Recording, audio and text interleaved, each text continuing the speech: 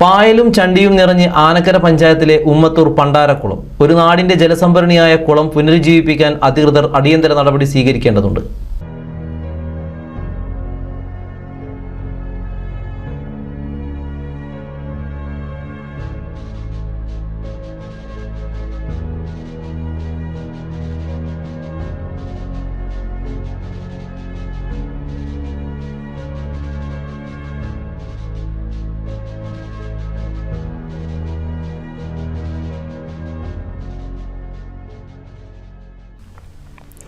ഒരു നാടിന്റെ ജലസംഭരണിയായ ഉമ്മത്തൂർ പണ്ടാരപ്പറമ്പിൽ കുളം ജീർണാവസ്ഥയിലായിട്ട് വർഷങ്ങളായി.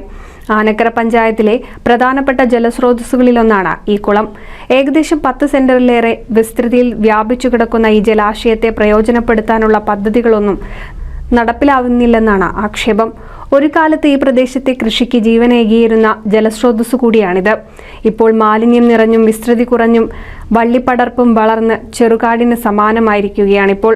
കുളം സംരക്ഷിച്ചാൽ വേനൽക്കാലത്ത് ജലക്ഷാമം രൂക്ഷമാവുന്ന ഇവിടത്തെ സമീപ പ്രദേശങ്ങൾക്ക് ആശ്വാസമാകും.